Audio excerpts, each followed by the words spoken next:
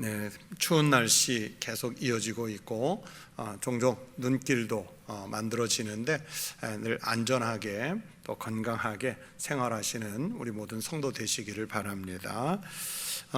지금 우리가 고린도 전서를 계속해서 강해해 나가고 있는데 여러분이 고린도 전서 또 고린도 전서가 끝나고 후서를 보면 이 고린도 전서와 후서를 읽고 연구해서 이제 설교의 말씀으로 전하면 사실은 듣기에 불편한 내용이 좀 많습니다.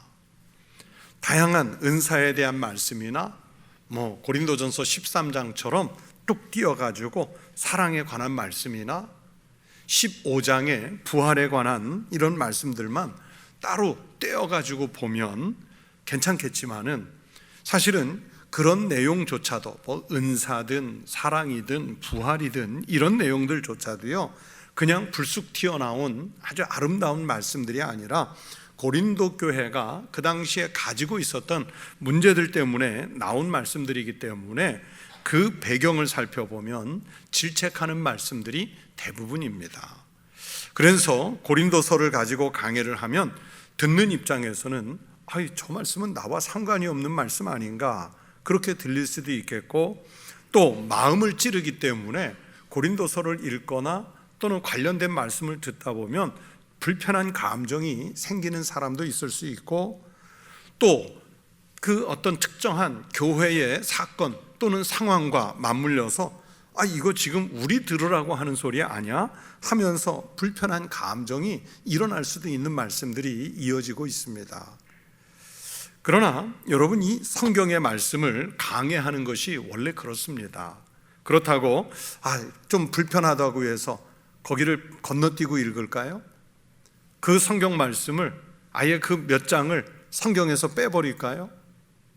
아니면 그 성경 말씀이 들어있는 책을 성경 66권에서 빼서 65권, 64권, 63권 만들어 버릴까요?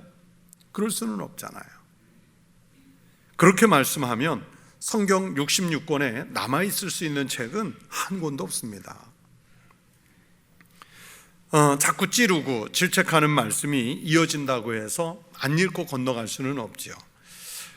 이 말씀을 읽을 때 또는 들을 때 오늘 나에게, 오늘 우리에게, 그리고 우리 교회에 지금 주시는 말씀으로 잘 받아서 성경의 가르침을 따르려는 그 신앙생활의 초석으로 또 믿음을 또 신앙생활을 성장시키고 성숙시키려는 그 방편으로 받을 때 이 말씀들은 땅에 떨어져 버려질 말씀이 하나도 없고 우리에게 살을 찌우고 영혼을 살찌우고 하나님 나라를 이루어가게 하는 그런 축복을 분명 우리에게 주실 줄로 믿습니다. 이 고린도 교회 안에는 현대 교회들이 겪을 수 있는 아주 다양한 문제들이 다 들어있다고 여러 번 말씀드렸죠. 여러분, 우리 몸에 가지고 있는 병에다가 비유를 하자면은 이 온갖 질병을 많이 가진 사람, 우리가 저 사람 걸어다니는 종합병원이야 그럴 때 있잖아요. 종합병원처럼 교회에 많은 질병들을 가지고 있던 교회가 바로 이 고린도 교회였습니다. 아무래도 지나치게 세속적인 도시에 있던 교회고, 그리고 예수 믿기 전에 아주 깊이 세속적인 삶에 묻혀 살던 사람들이 교회 안으로 유입이 됐기 때문에 예수 믿는다고 어느 날 갑자기 확 사람이 180도 바뀐 삶을 사는 건 아니잖아요. 교회 밖에서 가졌던 생각, 예수 믿기 전에 하던 행동, 예수 믿기 전에 갖고 있던 그 고정관념, 문화, 이런 것들을 그대로 가진 채로 교회 안에 들어왔단 말이에요. 그러니까 그 생각들이 남아있는 거예요. 특별히 고린도 교회가 가진 큰 문제가 도시에서 큰 비중을 차지하던 우상 숭배 문제가 있거든요. 이 우상 숭배와 이 고린도 교회가 가지고 있는 문제가 연관이 있고요. 그러다 보니까 우상 숭배와 연관이 있다 보니까 특히 성적인 문제가 늘 끼어 있고, 그것이 그 성적인 문제가 예수를 믿고 난 다음에 가정 문제까지, 가정 생활에까지도 이게 여전히 영향을 끼치는 것으로 나타나고 있습니다. 오늘 본문으로 읽은 고린도전서 7장 이 전반부 1절부터 7절까지는 바로 그런 문제를 드러냈어요. 본문 1절의 말씀으로 보건대 고린도 교회 교인들 중에 이 부부관계에 문제가 생긴 사람들이 많았어요. 예수 믿기 전에는 그냥 신전에만 가면 여자들이 남창들이 막 있는 데서 생활하다가 자기 좋은 대로 막 음행하면서 살다가 예수 믿고 나서 갑자기 생활의 패턴을 신령하게 거룩하게 바꾸려니까 조금 전에 말씀드린 대로 갑자기 바뀌나요? 교회 안 다니던 사람이 교회 다니면 갑자기 모든 게 확 바뀌나요? 안 바뀌니까 이게 이제 거룩한 생활을 하려고 하는 그 문제 속에 가정 문제, 부부 문제 이런 게 생기는 거예요. 그래서 그 고린도 교회 안에 이제 다양하게 생긴 부부관계 문제 때문에 이것에 대한 신앙적인 질문을 사도 바울에게 했던 모양입니다. 그래서 1절을 보세요. 너희가 쓴 문제에 대하여 말하면 남자가 여자를 가까이 아니함이 좋으나, 여기에서 너희가 쓴 문제 그랬죠? 즉 편지로 바울에게 물어봤다는 얘기잖아요. 우리 교회 안에 부부관계에 관련해서 이런 문제가 많이 생겼는데 신앙적인 면에서 어떤 답이 필요합니까? 이렇게 바울에게 물었어요. 그래서 바울이 그들이 제기한 이 부부간의 문제에 대해 바울이 답변하는 것이 바로 오늘 본문 말씀입니다. 바울은 일단 고린도 교인들에게 남자가 여자를 가까이 아니함이 좋다. 근데 사실은 이 말씀을 좀 반대로 또 보면 여자가 남자를 가까이 아니함이 좋다, 이렇게도 또 볼 수 있다는 얘기죠. 아마도 고린도 교회에서 쓴 편지에는 남자가 여자를 가까이 아니하는 것이 좋겠지요, 선생님? 이런 내용이 들어있었던 것 같습니다. 그들이 생각하는 바처럼 정상적으로 생각하는 사람, 정상적으로 신앙생활을 하는 사람이라면 이런 생각에 대해서는 다들 수긍을 하는 거예요. 동의가 돼요. 그러나 바울에게는 조금 다른 생각, 아니면 조금 더 상세하게 설명을 해야 할 생각들이 있었던 것 같습니다. 우리말 성경은 1절 끝에 좋으나 이렇게 번역을 했는데요, 사실 헬라어 원어 성경을 보면 2절 처음에 그러나라는 단어가 들어있어요. 그러나라는 단어. 이 무슨 뜻인가 하면 고린도 교회 교인들이 주장하는 그 생각이 좋다, 맞다, 그러나 조금 다른 생각도 있다, 아니면 다른 뜻도 있다, 그런 뜻이에요. 즉 바울에게는 고린도 교인들과 대비가 되는 자신의 주장이 있음을 밝히기 위해서 그러나 하는 이 반어법을 쓴 것입니다. 우리가 흔히 다른 사람과 대화를 나누다 보면 나하고 생각이 다른데 그렇다고 아주 틀린 얘기는 아닌 얘기를 할 때가 있잖아요. 그러면 그 말을 듣고 우리가 뭐라고 반응을 하냐면, 그래, 네 말이 맞아, 그래, 당신 말이 맞아요, 동의는 해줘요. 그리고 나서 뭐라고 그래요? 그러나, 하지만 하면서 또 다른 뜻의 이야기를 할 때가 있잖아요, 우리가 대화를 하다 보면. 그러니까 지금 이 편지에서 사도 바울의 말투는 그런 뜻입니다. 그러면서 이제 그 의견을 쓰겠다 하면서 이렇게 이제 2절, 3절, 4절 나가는 거예요. 이런 문제를 제기해 봅니다. 여러분, 음행에 대해서 어떻게 생각하십니까? 어떻게 생각하십니까? 물어볼 필요도 없지요. 아유, 목사님, 그거 당연히 안 되지요. 어떻게 예수 믿는 사람이 그걸 생각조차 합니까? 안 되지요. 그런데 안 된다는 것은 알지만 또 떠오르는 생각도 있고 예수를 잘 믿으면서도 실행에 옮기는 사람들도 있단 말이에요. 오늘 새벽기도에 오신 분들한테 사도 바울이 고린도 후서에 보면 내 육체에 가시를 가졌다, 그게 간질인지 안질인지는 모르는데 자기의 약한 부분이다라는 말씀을 드렸어요. 그런데 초대교회 당시에 위대한 교부이셨던 크리스토스톰도 또 터툴리안도 다 몸에 약함이 있었는데 종교개혁자였던 루터의 큰 고민은 뭐였냐면 늘 자기 마음속에서 일어나는 그 육신의 정욕, 이게 자기의 약함이라고 고백을 했어요. 떨쳐버리고 싶은데도 자꾸 떠오르는. 그 바울이 육체의 가시를 가졌다 하는 것처럼 이 마틴 루터 같이 위대한 사람도 늘 그 문제와 싸웠어요. 늘 그 문제와. 이 음행의 문제는요, 쉬운 문제가 아니에요. 그냥 육체적 쾌락을 주는 도구니까 본능에 따라 기꺼이, 아니 적극적으로, 지난주에 말씀드렸던 것처럼 에피큐리온 학파들처럼 그냥 받아들여도 괜찮습니까? 야, 이거 몸이 그냥 쾌락대로 사니까 기분이 좋더라 그러면서 다른 사람들에게 너도 해봐, 당신도 해봐 그러면서 권해도 괜찮은 겁니까? 음행하는 사람들이 드러내놓고 나 이렇게 산다 그렇게 말해도 괜찮은 것입니까? 아니잖아요. 이건 드러내놓고 할 일이 아닙니다. 여러분, 음행하는 사람들은요 다 숨어서 해요. 숨어서 해요. 들킬까봐 전전긍긍하면서 합니다. 여러분, 무슨 일이든지 당당하게 내놓고 하지 못하면 좋은 일 아니에요. 그렇잖아요. 돈 빼돌리는 거, 나 몇십만 원, 몇백만 원, 몇천만 원, 몇 억 빼돌렸어, 당당하게 말해요? 그럼 나쁜 일이잖아요. 나 어디 가서 바람 피고 다녀, 여러분 당당하게 말해요? 그렇게 못하잖아요. 그러면 그건 다 나쁜 일이에요. 당당하게 말할 수 없는 거는 그건 나쁜 일이에요. 그러면 당당하게 말할 수 없는 일들은 어떻게 하는 게 최상책이냐? 피하는 거예요. 피하는 거예요. 해서는 안 되는 일입니다. 위험한 일입니다. 하나도 도덕적이지 않고 사회적인 가치관에서도 아주 무익한 일들이지요.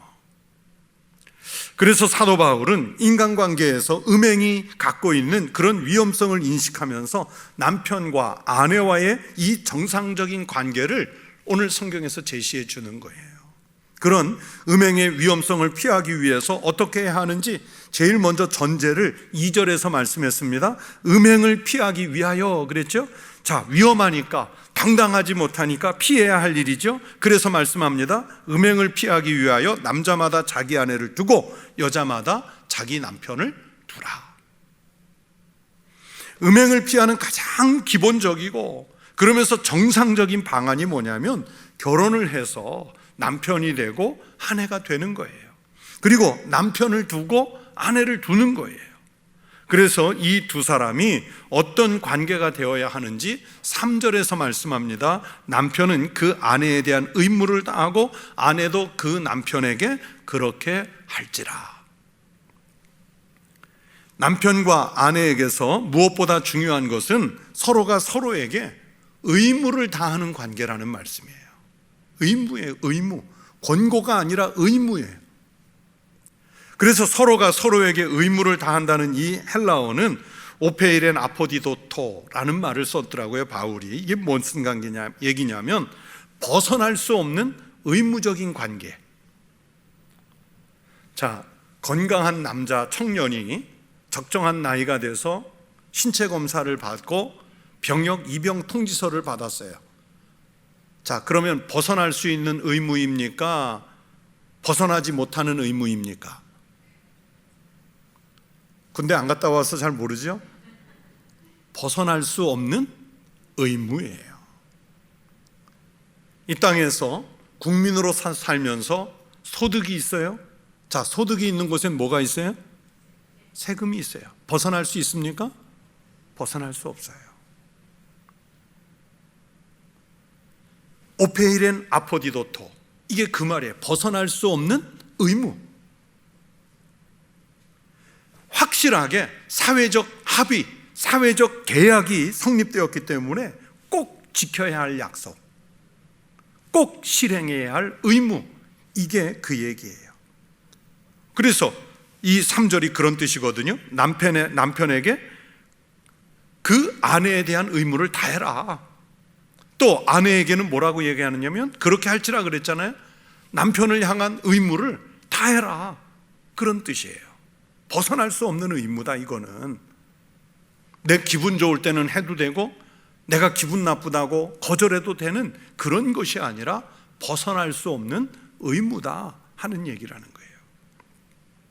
그리고 4절에서는 한 걸음 더 나가서 확장된 말씀을 합니다. 아내는 자기 몸을 주장하지 못하고 오직 그 남편이 하며 남편도 그와 같이 자기 몸을 주장하지 못하고 오직 그 아내가 하나니. 자, 이 말씀을 가장 편한 한국말로 읽었을 때 여러분 이게 무슨 뜻일까요? 내 몸이 내 것이 아니라는 뜻이에요. 내 영혼이, 내 정신이 내 것이 아니라는 뜻이에요. 부부가 결혼이라는 계약으로 맺어지면 그때부터 여러분 남편의 몸은 아내의 것이에요. 아내의 몸은 남편의 것이에요. 그래서 만약에 지금 아침 예배 시간이라 부부가 같이 온 경우가 거의 없는데, 만약에 부부가 같이 앉아 있는 자리라면 그렇게 꼭 시켜보고 싶어요. 남편 보고 먼저 아내한테 나 당신 겁니다. 아내 보고 나 당신 겁니다. 또 반대로 당신 내 거야. 당신 내 거야. 그렇게 시켜보고 싶어요. 성경이 분명히 그렇게 얘기한 거거든요. 내 몸은 내 것이고 배우자의 몸도 내 것이라 이렇게 생각하면 거기에 종속관계, 종과 주인의 관계가 맺어져요. 함부로 내 것이라고 여기면 폭력적인 관계가 될 수도 있어요. 원만한 부부가 될 수가 없어요.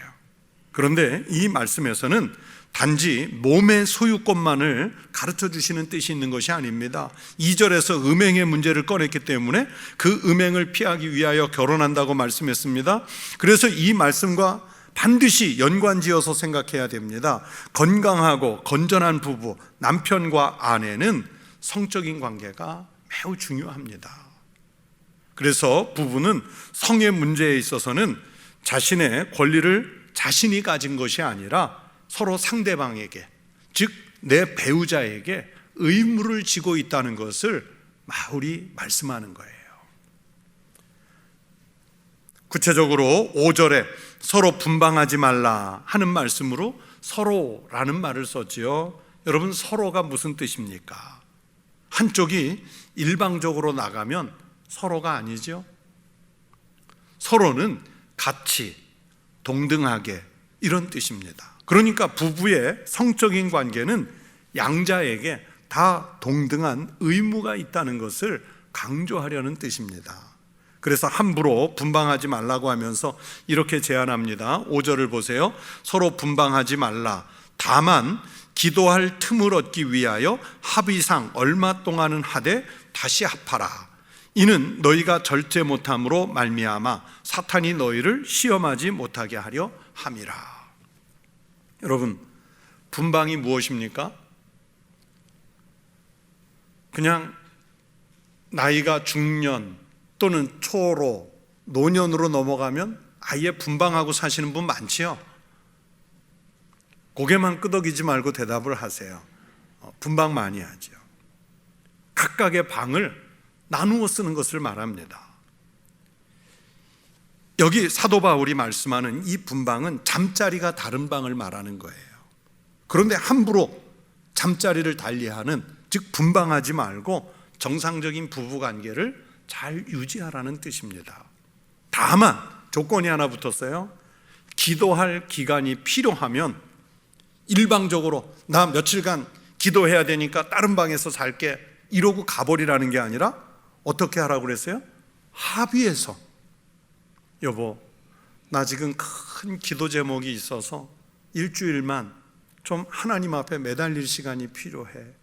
말씀 읽고 찬양하고 기도해야 하는데 당신이랑 같은 방에 있으면 조금 어려우니까 나 저 방에 가서 일주일만 기도할게. 그러면 배우자가 아우, 그렇게 하시라고, 그렇게 하라고 합의해서 동의해 주면 그때는 할 수 있다는 거예요. 대신에 그 기도 기간이 끝나면 어떻게 하라고요? 빨리 뭘 해요? 이제는 합방하라고 그랬어요. 왜 그러냐면 만약에 분방이 길어지면 어느 한쪽이 그 분방에서 따로 나와 있는 그 사람이 절제하지 못해서 마음속에 음란한 생각이 일어나게 되고, 그러면 사탄이 시험거리를 주는 거예요. 야, 기도한다고 하면서 너 외롭잖아, 고독하잖아, 왜 거기서 그러고 있어? 나가면 널린 게 여자고 널린 게 남자고 널린 게 쾌락인데. 그 사탄이 시험거리를 줄 염려가 있기 때문에 그래서 다시 합하라는 거예요. 빨리 합하라는 거예요. 마태복음 19장 13절부터 12절, 마가복음 10장 1절에서 12절, 거의 비슷한 말씀인데 예수님께서 결혼과 이혼에 대해서 주시는 말씀이 있습니다. 거의 비슷해요. 마가복음을 기준으로 하면 이런 말씀입니다. 하나님이 창조 때부터 남자와 여자를 만드셨기 때문에 두 사람이 부모를 떠나서 결혼을 하면 이제는 둘이 아니라 한 몸이라고 말씀했어요. 이러므로 사람이 그 부모를 떠나서 그 둘이 한 몸이 될지니라. 이러한즉 이제 둘이 아니요 한 몸이니. 자, 한 몸이에요. 여러분, 한 몸인데 반쪽은 저쪽 가서 자고 반쪽은 이쪽 가서 잘 수 있습니까? 한 몸인데 따로 살 수 있습니까? 그래서 말씀하지요. 그러므로 하나님이 짝지어 주신 것을 사람이 나누지 못할지니라 하시더라. 물론 원래의 뜻은 함부로 이혼하지 못한다는 뜻의 말씀이지만 단순하게 해석하면 함부로 몸을 나누고 함부로 방을 나눌 수 없다, 그런 뜻의 말씀이에요.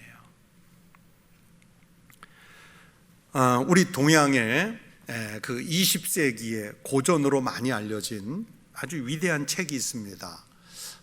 생활의 발견, 이교도에서 그리스도인으로, 이런 책을 쓰신 임어당 선생님이라고 계세요. 원래는 그 책 제목대로 원래는 이교도였어요.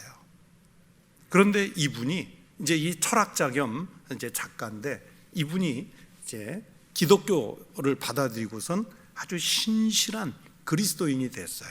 그래서 제가 그분의 책을 몇 권 읽으면서 대만에 갈 때마다 이분 생가를 좀 가봤으면 했는데, 어느 날 저희 부부가 한번 갔어요. 그냥 비도 많이 오고 힘든데 그 타이베이 시내에 가면 양명산이라는 아주 높은 명산이 하나 있는데, 그 명산 중턱에 이 임어당 선생이 살던 그 생가가 있습니다. 그래서 제가 거기를 이제 버스를 타고 이렇게 해서 갔는데, 집은 조그매요. 근데 그 임어당 선생님 사시던 방에 들어가면 침대가 그 1인용 침대 하나밖에 없어요. 재밌게 1인용 침대가 하나밖에 없어요. 그러면 그 임어당 선생님의 사모님은 어디에서 잤을까? 다 거기에 설명이 있어요. 이 임어당 선생님은 늘 밤새워 글을 쓰는 분이에요. 그러다가 낮에 일어나서 잔다.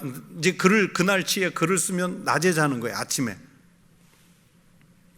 그런데 그 사모님은 언제 주무셔요? 밤에 자요. 그러니까 1인용 침대 하나 갖고서 밤에는 부인이 자고 아침에는 남편이 자고. 그래서 제가 이 고린도서를 생각하면서 그런 생각을 했어요. 이건 합방인가 분방인가? 그러나 분명한 사실은 그 부부는 평생을 정말 단짝같이 지낸 분이에요. 아주 세계적인 모범이 될 만한 부부였어요. 이 많은 부부가 사실은 잠자리 방을 나눠서 쓰는 경우가 많습니다. 같은 집에 살면서도 남남처럼 살아요. 별거만 안 했지 같은 지붕 아래서 대화도 없고 식사도 같이 안 하고 서로 뭐 하는지 생활도 간섭 안 하고 그렇게 사는 이들이 많습니다. 아마 들으면서 그럴 거예요. 저 우리 집 얘기인가? 법적으로는 부부예요. 애들의 엄마고 아빠예요. 그런데 생활은 별거예요. 그런데 이것은 성경에 전혀 부합하지 않습니다. 물론 직장 때문에 아니면 정말 피치 못할 사정이 있어서 잠시 떨어져 살 수는 있지만은 오늘 성경의 말씀대로 그거야말로 잠깐이어야 돼요. 잠깐.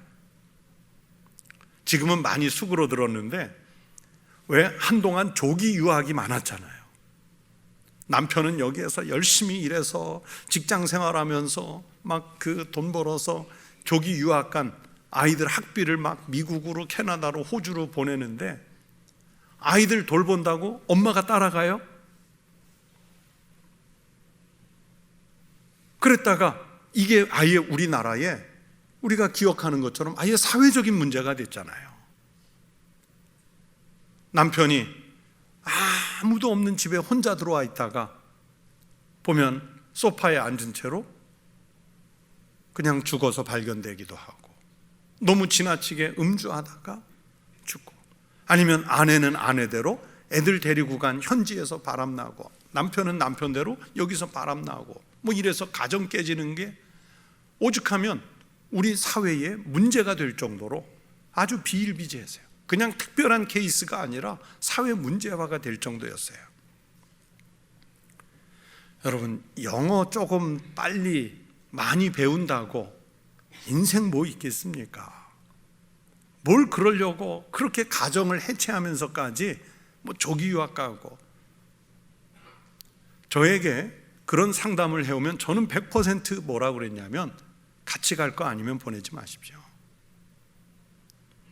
남편도 같이 따라가고 엄마도 같이 따라가서 거기에서 차라리 이제 마트에서 캐셔라고 그러죠. 현금 지급원을 하든 청소를 하든, 아니면 조그만 가두 판매점에서 같이 장사를 하든, 같이 갈 수 있으면 같이 가야지 몇 년을 3년, 5년, 7년을 부부가 떨어지고 애들이 떨어져 사는 거는 그건 가정이 아니에요.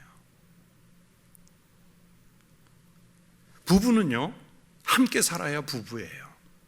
그것이 성경이 가르치시는 원리입니다. 여러분 중에도 혹시 분방에서 살고 계시는 분이 있으면, 오늘 수요 예배 갔더니 빨리 합방하라더라. 오늘 밤부터 꼭 합방하십시오. 웃지만 말라니까요. 합방하셔야 돼요. 그러면서도 바울은 이 말씀이 여러분에게 권면하는 것이지 확정된 명령은 아니라고 밝히고 있습니다. 6절을 보세요. 그러나 내가 이 말을 함은 허락이요 명령은 아니니라. 성경적인 가르침에 준해서 볼 때 이렇게 해야 하는 것은 옳은 것이지만, 그렇다고 해서 100% 강제적인 것은 아니라는 뜻입니다. 왜냐하면 각 가정이, 그리고 부부가 갖고 있는 정당한 다른 사유가 있을지도 모르기 때문입니다. 그리고 모든 사람, 특히 남편과 아내는 각자 하나님으로부터 받은 고유한 은사가 있기 때문입니다. 그것을 획일적으로 맞출 수는 없잖아요. 여러분, 이 결혼이라는 제도가 이상적인 사고로는 영적이고 정신적인 것입니다. 그렇지만 바울이 2절에서 말씀하는 내용은 음행을 피하기 위하여라는 이 현실적인 조건이라는 것도 포함을 하고 있습니다. 성욕이 일어나는 것을 예방하기 위해서는 결혼이 필수적이에요. 특히 고린도처럼 음란이 넘쳐나는 세상에서는 더더욱 그렇습니다. 우상을 숭배하는 신전에 가면 얼마든지 성적인 욕망을 풀어낼 수 있는, 그 당시에 사회적으로 볼 때는요, 불법이 아니라 합법적인 장치가 있어요. 그것은 고린도만 그런 것이 아니고 에베소를 비롯한 고대의 도시들, 특히 아데미 신전이 있다든지 바알 신전이 있다든지 아세라 신전이 있다든지 이런 신전들이 있는 고대의 도시들은요 다 음란했어요. 그러니 우리가 성경의 이 도덕적 기준으로 볼 때는 이게 얼마나 문란한 사회였겠습니까? 그러나 예수를 믿는 그리스도인들은 그런 비정상적인 방법으로 성욕을 풀어서는 안 된다는 뜻입니다. 남자와 여자가 지닌 성적인 욕망은 이 결혼이라는 하나님이 만들어주신 건강한 제도를 통해서 해결되어야 한다. 이게 오늘 권고의 말씀이에요. 그렇지 않으면 인간의 성욕이라는 것이 하나님이 금지한 방식, 즉 음행이라는 죄악의 형태로 사탄의 유혹으로 나타날 수 있기 때문입니다. 그래서 앞에서 말씀드린 대로 바울은 설사 기도를 위해서 분방을 했을지라도 합의로 짧은 기간 동안만 할 것이지 무작정 분방하는 것은 안 된다. 분방을 위해서는 합의로 하고, 또 성적 관계를 금하는 것은 일정 기간으로 제한하고 그것도 단지 금욕을 위해서가 아니라 서로 하나님께 기도하는 기간을 위해서라고 그랬습니다. 때로는 보면 앞에 말씀드린 대로 기도한다고 별거하는 사람들 많이 봐요. 그것도 안 된다는 거예요. 바울은 제가 그 아버지 학교 강사를 좀 오래 했었습니다. 아버지 학교 강사를 이제 우리 교회 와서는 뭐 다른 일들이 바쁘다 보니까 아버지 학교에 관여를 전혀 못했는데 제가 해외에 가서도 아버지 학교를 했어요. 이제 예를 들면 동남아 지역 아버지들을 대상으로 뭐 중국 선전에서 베이징에서 이렇게 할 때 이제 한 적이 있는데, 뭐 지금은 왕래가 편한 시대가 됐지만은 한 15년 전, 20년 전에 그렇지 않을 때는 이제 뭐 남편이 아이들 교육 때문에 아까 기러기 아빠처럼 뭐 똑같은데 부인과 아이들은 한국에 있고 사업차 남편만 뭐 동남아시아에 나와 있는 경우들이 많아요. 그래서 뭐 인도네시아나 베트남이나 뭐 캄보디아나 이런데 그 사업 때문에 나와 있는 그곳에 이제 꼭 한인교회들이 있지 않습니까? 한인교회들이 있어요. 그러면 한국에서처럼 이런 신방을 목회자들이 해요. 신방을. 그런데 그 당시에 이 동남아에서 한인교회 목회를 하시는 목사님들의 그 공통적 고민이 있어요. 예를 들어서 우리 교회 출석하는 어느 집사님, 남자 집사님 집을 신방을 갔을 때 지금 같이 있는 사람이 부인이냐 아니냐를 물으면 안 되는 거예요. 너무 많이 뭐 비서겸 뭐 이렇게 채용을 했다가 그냥 동거해 버리는 경우가 너무 많은 거예요. 그래서 목사님들이 그 아버지의 학교에 와서 그 고민을 토로해요. 그러면서 교회를 같이 출석하는데 너무 하나님 앞에 민구스럽다는 거예요. 그렇다고 나오지 말라고 할 수도 없고, 그런 상황을 맞닥뜨리는 게 너무 불편하다. 아버지 학교에서 그 이야기를 참 많이 했어요. 한국에서 보면 잘 이해가 안 되는 부분인데 외국에서는 그런 경우가 많기 때문에 그래요. 왜 그랬을까요? 너무 오래 분방하다 보니까 사탄이 시험을 하는 거예요. 그 틈을 노려서 인간의 욕망을 자극하고 음행의 죄를 짓게 하는 거예요. 그래서 오늘 성경은 기도한다고 오래 분방하다가 원래 기도를 통해서 이룩하려고 했던 그 거룩한 삶, 성결한 삶에 도달하지 못하고 오히려 망치는 경우가 있을 수도 있다, 그 얘기를 하는 거예요. 여러분, 유대교에서는 부부가 떨어져 있는 시간을요, 우리가 사도행전에 가말리엘이라고 나오죠. 이 가말리엘의 그 사람, 바울이 이 가말리엘의 제자거든요. 그런데 이 가말리엘의 할아버지가 누구냐면 힐렐이라는 분이에요. 그 유대교의 아주 큰 학파를 이루었던 분인데, 이 힐렐 학파에서는 부부가 떨어져 있는 기간을 일주일까지만 허락해 줬어요. 또 힐렐 학파 말고 샴마이 학파라고 있는데, 이 샴마이 학파에서는 힐렐 학파보다 조금 더 진보적이어서 2주간은 부부가 떨어져 있을 수 있다 그랬어요. 그리고 토라 학교에 들어와서 그 하나님의 말씀을, 토라를 배우는 학생들은 며칠까지 허락이 됐느냐? 30일까지는 허락이 됐어요. 힐렐 학파든 또는 샴마이 학파든 아주 엄격한 토라 학교든 그 엄한 학파들도요, 그렇게 가르쳤어요. 부부는 왜 그랬을까? 하나님이 한 몸으로 만드신 존재이기 때문에 늘 함께 살아야 되는 존재라 하는 것을 그 율법 학교에서 그렇게 가르친 거예요. 왜 그렇게까지 성경은 부부가 함께 하나의 삶을 살아야 한다고 강조할까요? 거기에는 하나님께서 세상을 창조하실 때 만드신 원칙이 있기 때문입니다. 남자와 여자를 만드신 후 그들을 부부가 되게 하시면서 창세기 2장 24절에서 이렇게 말씀했습니다. 이러므로 남자가 부모를 떠나 그의 아내와 합하여 둘이 한 몸을 이룰지로다. 여기서 한 몸은 육체적인 몸만 합하여 섞는 것을 말하는 것이 아닙니다. 영과 마음도 함께 하라는 명령입니다. 함께 살면서 부족한 부분이 있으면 서로 보충하고 서로 보완하면서 한 신앙의 소망을 가지고 살아야 한다는 뜻의 말씀입니다.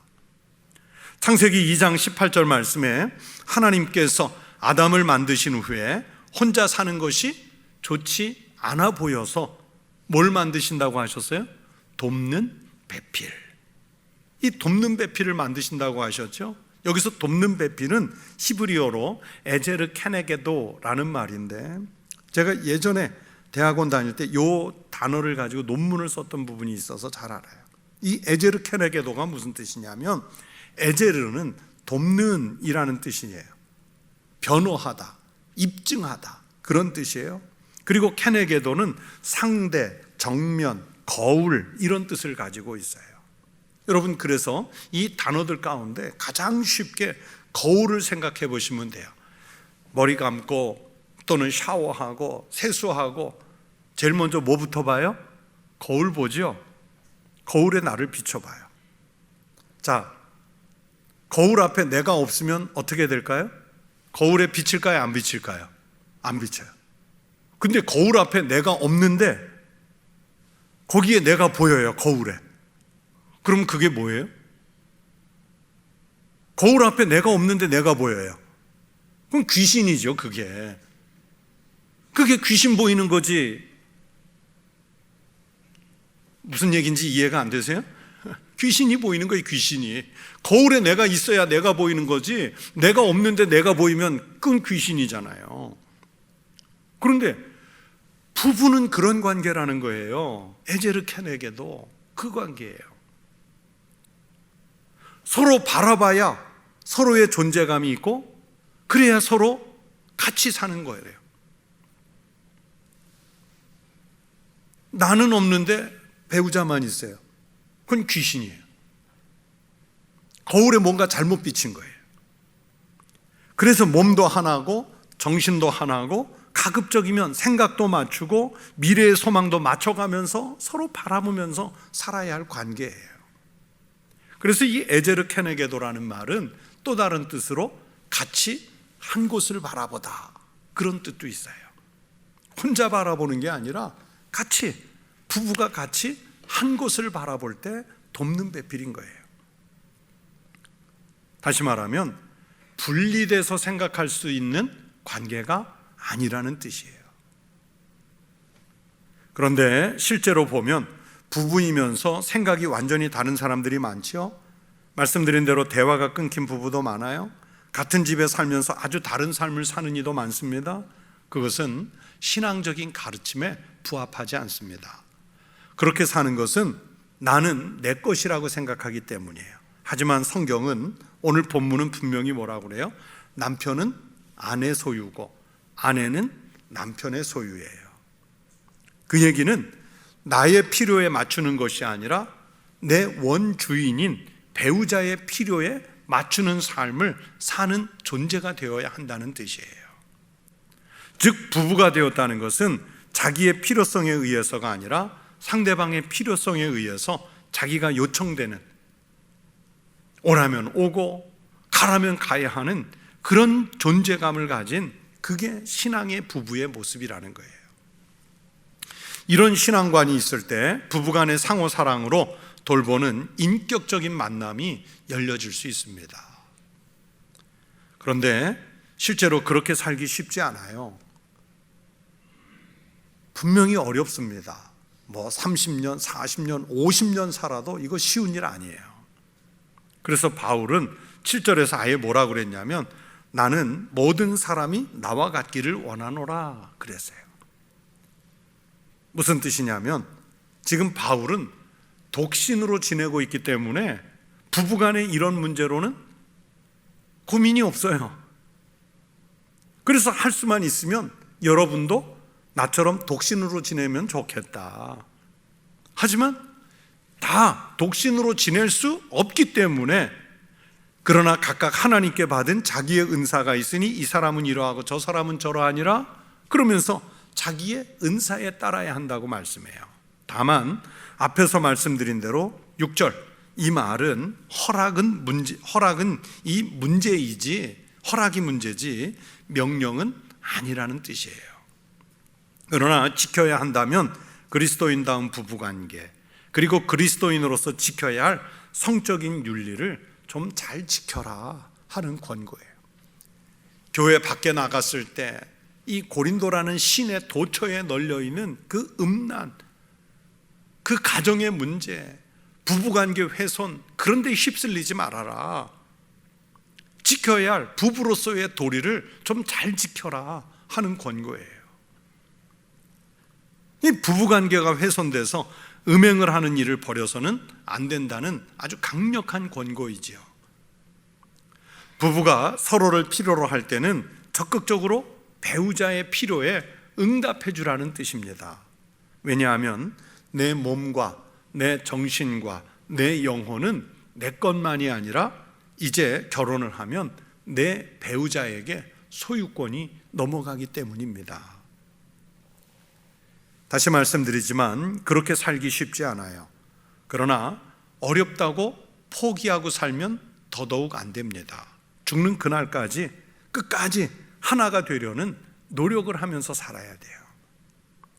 병들어 누워있는 남편이어도요, 또 병들어 누워있는 아내여도요, 그 배우자가 지금 내 옆에 있다는 것 자체가 이미 하나님의 축복인 줄로 믿습니다.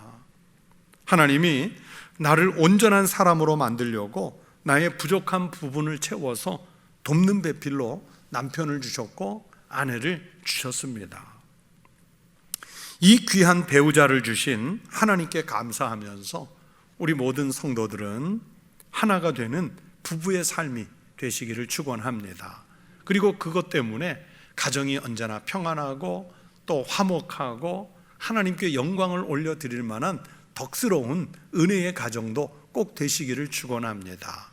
그래서 누가 우리 가정을 바라봐도 역시 예수 믿는 집은 달라, 예수 믿는 부부는 달라 하는 그런 칭찬을 통해 하나님께 영광을 올려드리는 부부요, 가정이요, 가족들이 되시기를 우리 주의 이름으로 축원합니다. 기도하겠습니다. 하나님 아버지, 감사합니다. 주님께서 돕는 배필을 주시기 위해 남편에게 아내를, 아내에게 남편을 주신 것 감사를 드립니다. 이 두 사람이 짝지워 가정을 이루게 하시고 또 자녀들을 주셔서 온전한 가족을 이루게 하셨으니 하나님, 부부를 통해, 가정을 통해, 가족들을 통해 하나님께 영광을 올려드릴 만한 온전한 가정이요 또 가족 구성원들이 되게 하여 주시옵소서. 세상에서는 부부의 관계를 훼손시키려고 온갖 음행의 문제들이 사탄의 시험처럼 우리를 공격해 오지만 하나님, 우리가 지켜야 할 믿음의 도리, 신앙을 잘 지켜서 하나님께 영광을 돌리고 우리에게 채우시는 은혜로 충만한 부부요 가정이 되게 하여 주시옵소서. 서로 생각이 다르고 의견도 다를 때가 간혹 있겠지만 그러나 하나님께서 돕는 배필로 주셨기에 나를 보충하고 나를 보완하기 위해 나보다 더 나은 반쪽 주신 은혜에 감사하면서 합력하여 한 몸 이루어 한 정신으로 한 소망으로 한 신앙을 이루어가는 복된 가정이 꼭 되게 하여 주시옵소서. 하나님, 이 시간에 귀하게 구별한 거룩한 예물을 드린 손길들이 있습니다. 11조의 예물과 감사의 예물, 성전 건축의 예물을 드렸사오니 하나님 기쁘게 받아주시고 드린 손길마다 그 기업마다 그 가정마다 더욱 풍성하게 채워주시는 주의 복이 있게 하여 주시옵소서. 감사드리며 예수 그리스도의 이름으로 기도하옵나이다. 아멘.